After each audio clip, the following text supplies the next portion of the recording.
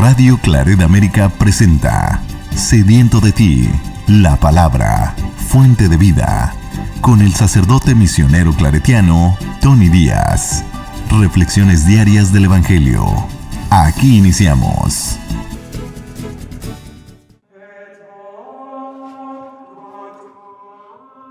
Bienvenidos, hermanos, a nuestras reflexiones bíblicas de las lecturas del día. Hoy es lunes de la 28ª semana del tiempo ordinario. Lunes de la 28ª semana del tiempo ordinario. La primera lectura de hoy viene de la carta de San Pablo a los Romanos, capítulo 1, versículos 1 al 7. Yo, Pablo, siervo de Cristo Jesús, he sido llamado por Dios para ser apóstol y elegido por Él para proclamar su evangelio.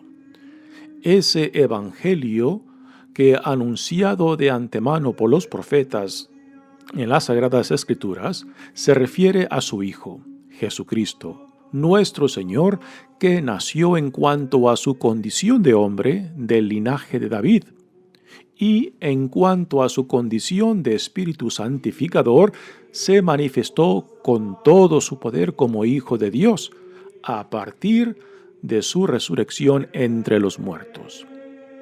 Por medio de Jesucristo, Dios me concedió la gracia del apostolado, a fin de llevar a los pueblos paganos a la aceptación de la fe para gloria de su nombre.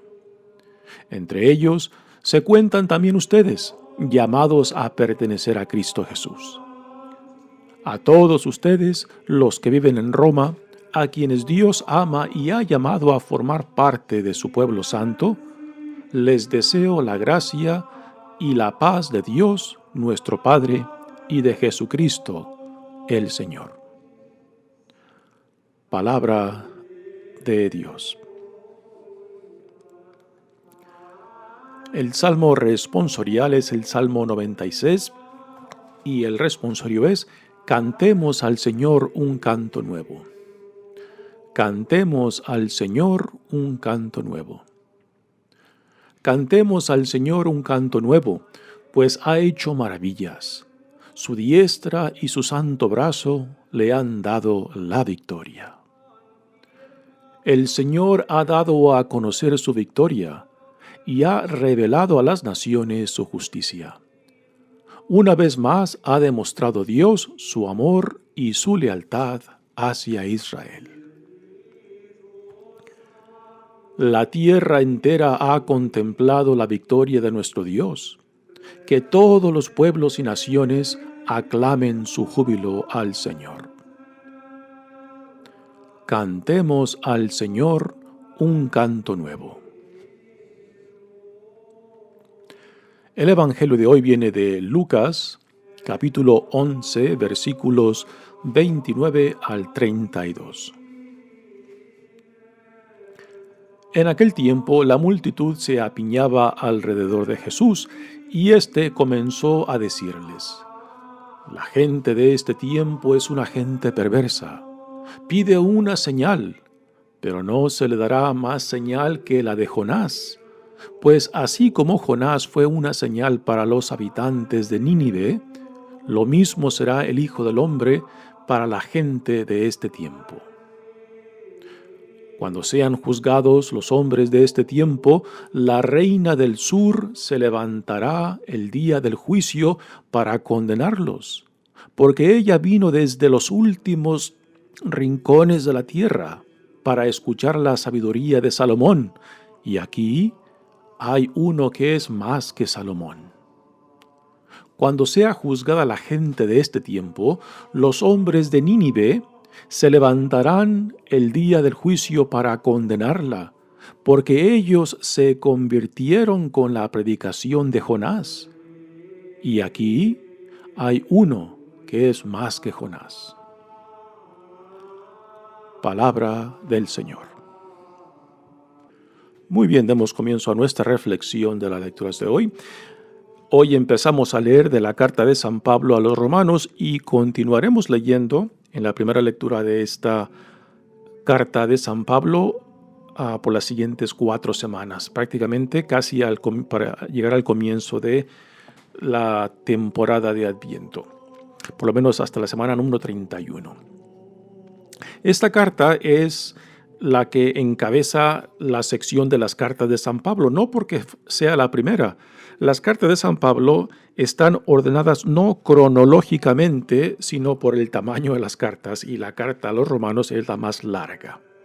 Y también se puede decir que es la más importante, aunque Pablo no escribió una teología sistemática, pues en esta carta podemos tener quizás lo que más se acerca a algo sistemático de Pablo, donde quizás sus ideas en torno a Cristo están ya más elaboradas. Aunque en realidad no es una carta de teología sistemática, pero podemos decir que como es una de las últimas, pues aquí sus ideas en torno a Cristo y cómo él entiende a Jesucristo están mejor desarrolladas. Es una carta impresionante donde el tema central es la relación entre el cristianismo y el judaísmo y cómo en Jesucristo se cumplen tanto las promesas del Antiguo Testamento y que también en Jesucristo la salvación se abre, se ofrece a toda la creación y no solamente al pueblo judío, al pueblo de Dios. Así que esta carta es una de las más importantes. Pablo en realidad aún no había visitado a Roma y los cristianos en Roma no conocen a Pablo. Así que la introducción a esta carta es muy significante porque es la más solemne, más elaborada, porque quiere dejar una buena impresión Pablo de quién es él. Se cree que esta carta Pablo quizás la escribió desde Corinto. Ahí fue también donde conoció a algunos de los hermanos que habían llegado de Roma a Corinto cuando fueron expulsados. Así que por las siguientes 4 semanas continuemos leyendo de esta carta, bella carta de San Pablo a los romanos. Dice la carta: Yo, Pablo, siervo de Cristo Jesús. Así que inmediatamente Pablo se autoidentifica como un siervo, como un esclavo de Cristo. Y no porque él vea esto de ser siervo o esclavo de Cristo como algo negativo, todo lo contrario. Como siervo y como esclavo de Cristo, él se identifica plenamente con su Señor, con su Maestro, con aquel a quien Pablo fue llamado a servir. Dice, he sido llamado por Dios para ser apóstol. Recordamos que este título de apóstol se le da a los que Jesús escogió entre sus discípulos para que después él mismo los mandara. Es lo que significa la palabra apóstol, alguien que es enviado. Y que por tanto fueron las personas, los hombres que Jesús escogió entre sus discípulos para formarlos y después para enviarlos para que fueran una extensión tanto de él como de su misión. Ahora, Pablo no conoció a Jesucristo, así que ¿por qué se adopta ese título de apóstol? Bueno, por su experiencia que tuvo con Cristo resucitado. En el camino a Damasco, recordamos que fue ahí donde él vive su conversión y es Cristo resucitado quien lo forma y que después también lo envía. Así que Pablo por esto no tiene ninguna dificultad en adoptarse este título de apóstol, puesto que es Cristo resucitado quien lo llamó y quien lo envió para que fuera el apóstol particularmente a los paganos, o sea, a los no judíos. ¿Sí? Y elegido por él para proclamar su evangelio. Esta elección tiene que ver con el sentido de que Dios, no Jesucristo, Dios, desde antes de que Pablo fuera creado, ya Dios lo había escogido, lo había llamado, desde el vientre de su madre, podemos decir, al estilo de un Jeremías. Y que Dios desde el principio ya lo tenía en mente para este llamado de ser el enviado por Cristo para proclamar la buena nueva a los no judíos. Así que esto de ser elegido está conectado con el sentido de elección de Dios por el pueblo hebreo. Así que aquí, en cierta manera, estas palabras que Pablo escoge para esta introducción a su carta quizás tenga en mente a los judíos cristianos de Roma. La comunidad cristiana en Roma es muy probable que estaba compuesta por tanto paganos como judíos y cristianos, pero se cree que los judíos cristianos eran la minoría en esa comunidad. Dice, ese evangelio que ha anunciado de antemano por los profetas y las sagradas escrituras, esto es algo muy interesante. Ese evangelio en torno a quién es Jesús, es el Hijo de Dios, quien Dios ha resucitado, quien Dios le ha puesto en poder, en autoridad sobre su reino, y anunciado antemano por los profetas. Así que el evangelio en torno a Jesús no nace de la nada, no cae del cielo, sino que está íntimamente conectado con el Antiguo Testamento. Y Pablo, siendo un judío bien identificado tanto con las Sagradas Escrituras hebreas como la tradición, pues él no tiene ningún problema en hacer esta conexión y profesar esta conexión de que Jesucristo es aquel en quien se cumplen todas las promesas que Dios había hecho a su pueblo, desde Abraham, Moisés, los profetas. Así que Jesucristo, tal y como Pablo lo entiende, es el cumplimiento, la realización de las promesas de Dios para el pueblo hebreo. Se refiere a su Hijo Jesucristo, nuestro Señor. Ahora aquí entra Pablo a describir tanto la naturaleza humana como la divina de Jesús. Aquí Pablo no está entrando en el tema dogmático de la doble naturaleza de Jesucristo, pero quizás se puede utilizar para decir que estos son los principios de ese dogma en torno a Jesús. Pero Pablo no está entrando en términos dogmáticos acerca de la doble naturaleza de Jesús. Dice Jesucristo, nuestro Señor, que nació en cuanto a su condición de hombre del linaje de David, ¿no? Así que aquí, por ejemplo, si tomamos las genealogías que tenemos en Mateo y en Lucas, donde a Jesús se le conecta directamente con David, que es el prometido y que es, en cierta manera, de la casa, y por casa de David entendemos de la herencia de David. Y en cuanto a su condición de espíritu santificador, se manifestó con todo su poder como Hijo de Dios a partir de su resurrección de entre los muertos. Esta segunda descripción de la divinidad de Jesús ha sido un poco conflictiva en la historia, porque a primeras parece que Pablo está diciendo que la identidad y dignidad de Jesús como Hijo de Dios solamente se le da después de la resurrección, pero no es esto lo que Pablo está diciendo. Hay que llevar mucho cuidado, porque aquí entonces distorsionamos lo que Pablo nos quiere decir. Lo que sí dice Pablo es de que es la resurrección de Jesucristo lo que le otorga su poder, no su dignidad de Hijo de Dios. Su dignidad de Hijo de Dios, su identidad de Hijo de Dios, esto ya lo tenía desde la preexistencia de Él, lo que encontramos, por ejemplo, en el Evangelio de Juan. Esto también Pablo en la carta a los Colosenses lo trabaja mucho, ¿no? Y habla acerca de la preexistencia del Hijo de Dios. Así que en esta segunda definición acerca de la divinidad de Jesús, está diciendo que la resurrección, lo que le otorga a Jesús en la resurrección, es de que Dios le da todo el poderío a su Hijo. ¿Y cuál es el poderío? El poderío de la salvación. El poderío de la redención para todos aquellos que son atraídos a Dios por medio de Cristo. Así que, nuevamente, la resurrección de Jesucristo no le otorga su identidad y dignidad como Hijo de Dios. Lo que le otorga es el poder santificador, el poder de salvación para todos aquellos que somos atraídos a Dios por medio de Él. Continúa la carta diciendo, por medio de Jesucristo, Dios me concedió la gracia del apostolado.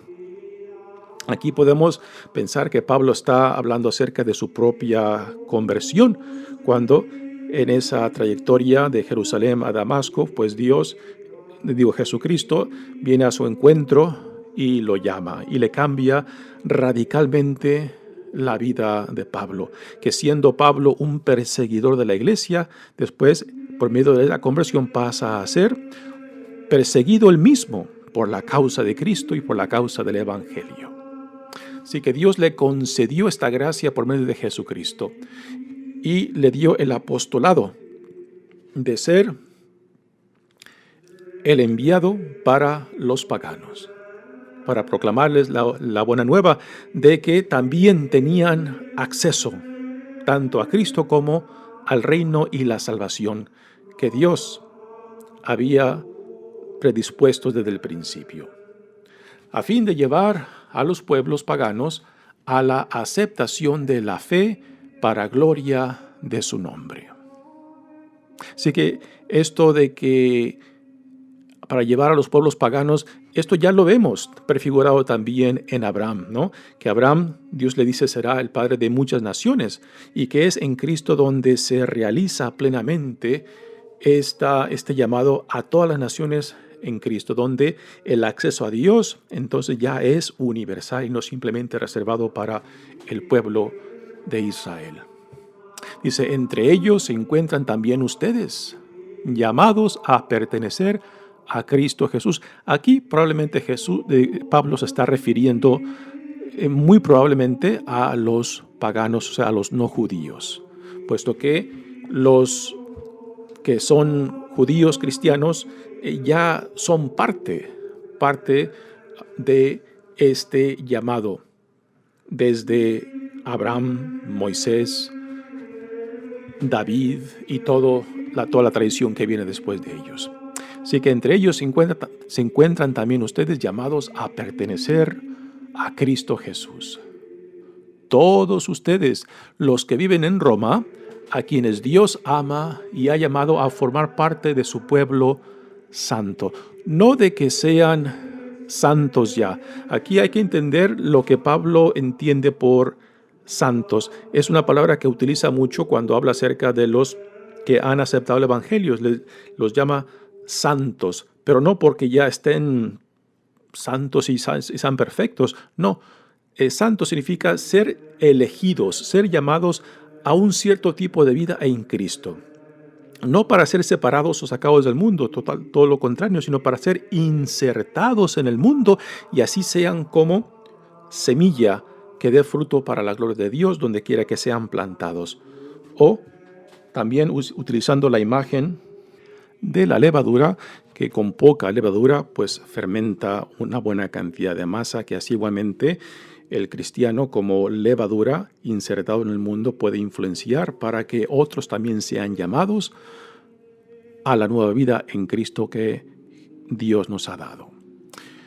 Dice la lectura: les deseo la gracia y la paz de Dios nuestro Padre y de Jesucristo el Señor. Esto último que San Pablo dice, la gracia es el poder, la manifestación de Dios en el Espíritu Santo para ellos, y la paz de Dios no es simplemente un saludo, es la presencia misma de Dios, es la paz que Jesucristo mismo, particularmente el Jesucristo resucitado, cuando se aparece a sus discípulos que están paralizados de miedo y lo primero que les dice, la paz esté con ustedes. No es simplemente un saludo, es el deseo de que la presencia de Dios habite en ellos para que no solamente los libre de esa parálisis de miedo, sino que también les dé la libertad y que le abra los ojos y el espíritu para que puedan recibir la gracia que necesitan para que ahora salgan y proclamen con la gran libertad de los hijos e hijas de Dios que Jesús vive. Esta es la paz necesaria para poder ser fieles instrumentos de Dios en Jesucristo. Así que esta es la introducción que San Pablo escribe en esta bella carta a los romanos. Es una de las introducciones más elaboradas, donde Pablo pues prácticamente se autodefine de quién es Él. Alguien escogido por Dios, llamado por Dios en Jesucristo. ¿Para qué? Para proclamar la buena nueva de Jesús. ¿Quién es Jesús? El por qué Dios nos los ha mandado y para qué nos los ha mandado. Y es lo que después en esta carta va a ir desempacando. Y todo esto en torno a la relación entre el cristianismo y el judaísmo y cómo Jesús es la conexión de uno al otro. Muy bien, pasemos ahora al Evangelio de hoy, que viene de Lucas, y aquí encontramos a Jesús. Recordamos que desde el capítulo 9 Jesús ya va rumbo a Jerusalén. En el Evangelio de Lucas, Jesús va a Jerusalén solamente una vez y va para cumplir su misión, donde Él será arrestado, condenado, crucificado, donde morirá en la cruz y donde resucitará para gloria de Dios Padre. Y aquí, en el camino, pues, lo encontramos rodeado de una multitud tan grande que lo apiñaban, dice el Evangelio, o sea, que lo presionaban. Y Jesús parece molesto, porque se da cuenta de que muchos de los que vienen tras él vienen más por pura curiosidad. A ver qué va a decir, a ver qué milagro va a hacer. En cierta manera, Jesús percibe de que la mayoría de la gente lo ven como una atracción, como si fuera un circo, ¿no? A ver qué va a decir ahora, a ver con quién se va a debatir con palabras o a ver qué milagro hace, ¿no? Y parece aquí Jesús pues frustrado por esto que él percibe en la gente, que no vienen porque buscan, digamos, al estilo de Juan, el evangelista, el pan de vida, o no porque desean comprometerse a seguirlo a Él, sino que quizás, muy probable que la mayoría lo buscan simplemente por pura curiosidad. ¿Y será esto también nuestra situación, de que lo buscamos simplemente por nuestros intereses, para ver qué puedo sacarle, a ver qué me puede dar? ¿O estamos atraídos a Él porque verdaderamente deseamos identificarnos con Él o ir detrás de Él? Dice el Evangelio: en aquel tiempo la multitud se apiñaba alrededor de Jesús, y éste comenzó a decirles: la gente de este tiempo es una gente perversa. En el Evangelio de Mateos, la gente de este tiempo viene siendo los fariseos y los escribas. En el Evangelio de Lucas, la gente de este tiempo hace referencia a la multitud que lo sigue. A la multitud que simplemente tiene curiosidad por Él, pero no deseo de hacerse discípulo o no deseo de identificarse con su visión del reino y hacerse parte de este reino. Sí que es una crítica fuerte a sus oyentes, aunque es grande la multitud que lo rodea. Jesús no siente grande impresión por ellos. No se ve convencido de que lo vienen por interés de conocer más a Dios o comprometerse con Él y su misión. Continúa Jesús diciendo: pide una señal, pero no se les dará más señal que la de Jonás. Si mucha de la gente que lo sigue han sido testigos tanto de las sanaciones, expulsiones de demonios o quizás también de las predicaciones de Jesús, y aún así no se han convencido de su identidad y de su poderío, pues entonces, ¿qué más señales quieren? ¿Qué más señales piden? Y Jesús se da cuenta de que por más señales que les provee, no se van a convencer porque no es a Él a quien buscan. Buscan simplemente una distracción. Buscan simplemente la novedad del día.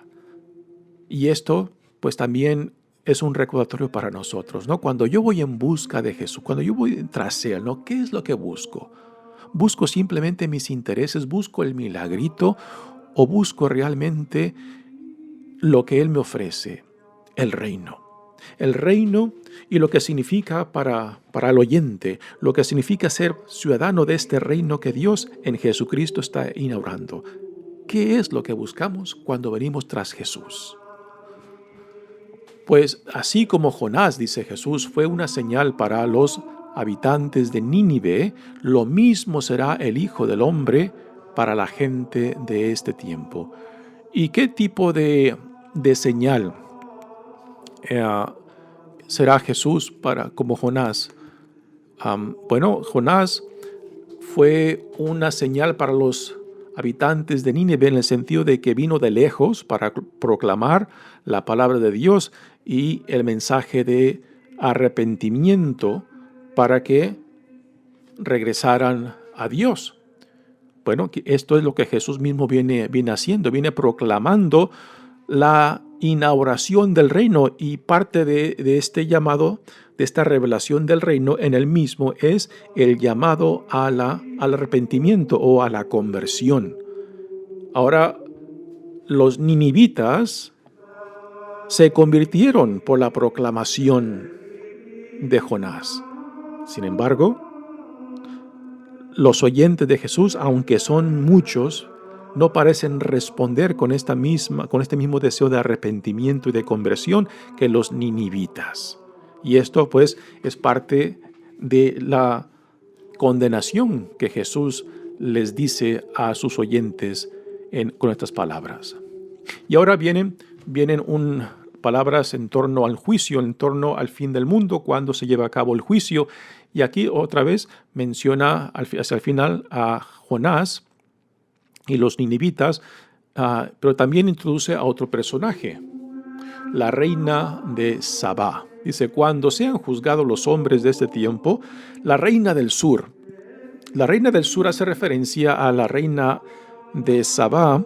Sabá viene siendo un territorio que está al sudoeste de la península de Arabia, casi pegando con el norte de África. Y se cree que desde ahí vino esta reina de Sabá a visitar a Salomón, porque se escuchaba mucho acerca de la grandeza de Salomón, de su sabiduría, y que ella, atraída tanto por la sabiduría como la grandeza del reinado de Salomón, pues vino para ver por ella misma y para escucharlo por ella misma, ¿no?